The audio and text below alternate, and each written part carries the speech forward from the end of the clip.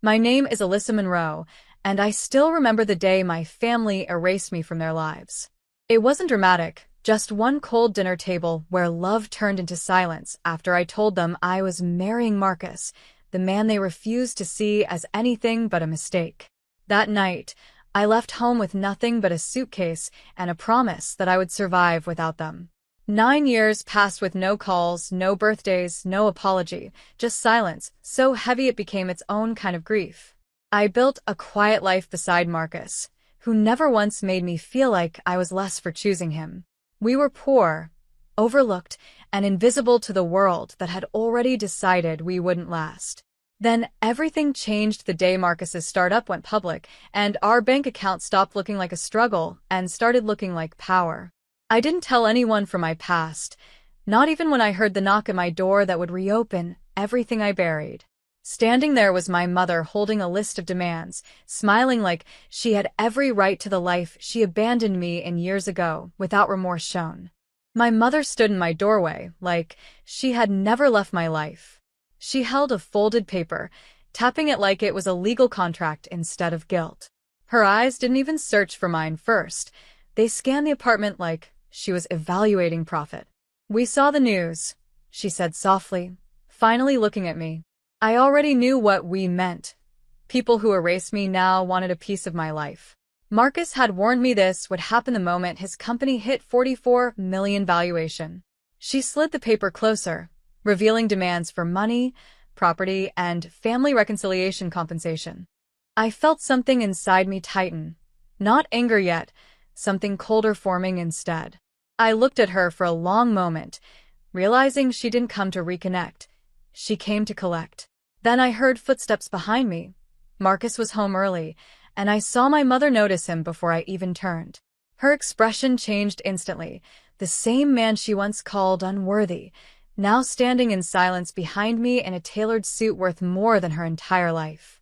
Her voice cracked as she whispered, "We need you to save us. You owe us everything now, please." The word, "oh," hit the room like a slap I didn't see coming. Marcus didn't move, but I felt his presence shift behind me like a warning.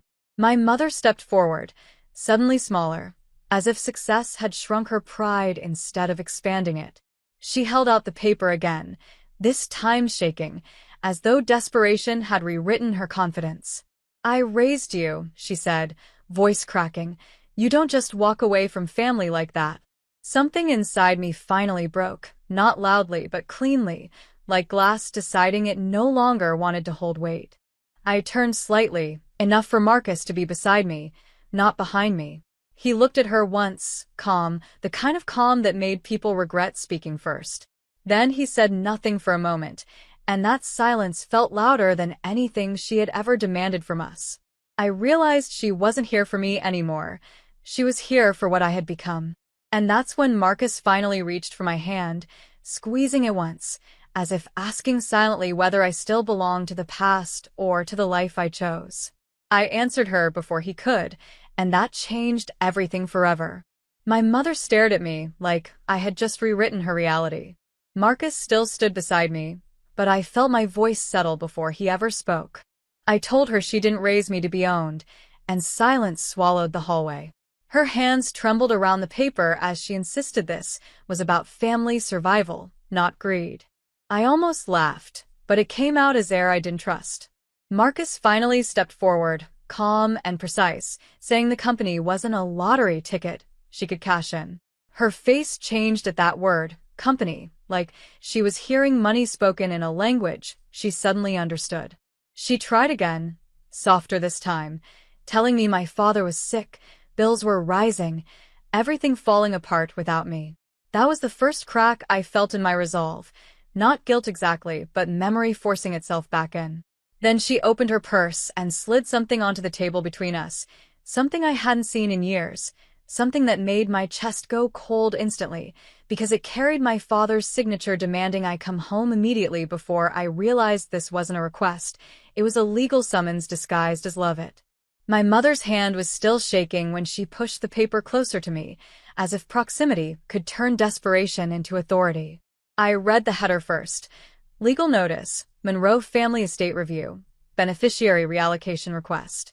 My throat tightened because I had not seen my father's name in anything official since I left. Marcus placed a hand lightly on my back, but I could feel the tension in his silence more than his touch.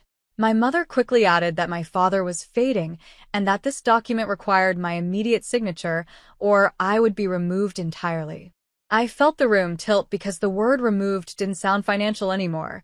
It sounded like erasure. Then Marcus finally spoke, asking one question that made my mother go completely still in place. "Who told you he was already dead?" The color drained from her face, so fast it looked rehearsed. She tried to speak, but nothing came out, only a dry movement of lips. I stepped forward for the first time, reading the bottom of the document where a handwritten clause had been added after notarization. It was signed not by my father, but by someone claiming control of everything I knew. My mother's eyes flickered when Marcus said that. The silence that followed felt engineered, like someone had rehearsed the moment for us.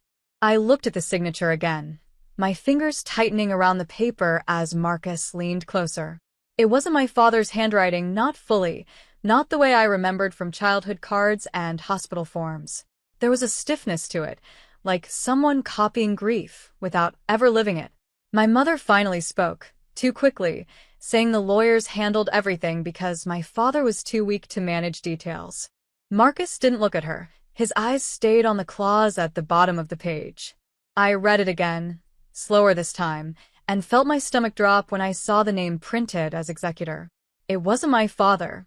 It was someone I hadn't seen in 9 years, my Uncle Raymond, the man who disappeared after the argument that split our family. My breath caught when Marcus quietly said his company had just been approached by the same name. My mother's composure finally cracked, just slightly, enough for me to notice she wasn't surprised. She was waiting. And that's when I realized she didn't come alone today either. My mother didn't come alone.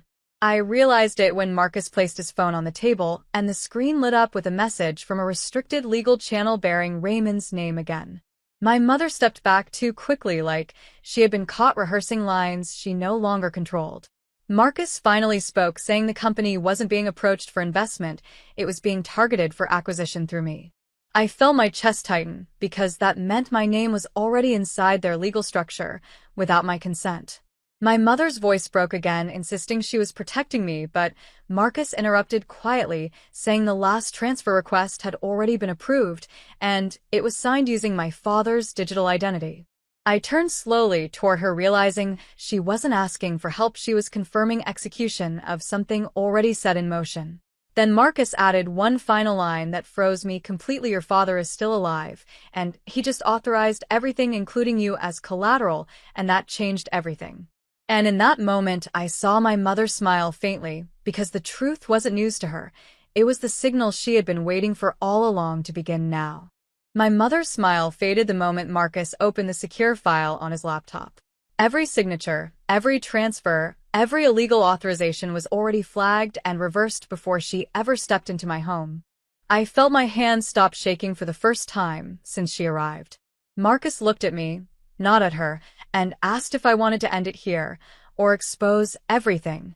I finally understood I wasn't trapped in their plan. I was the missing piece they needed to complete it. I told him to proceed.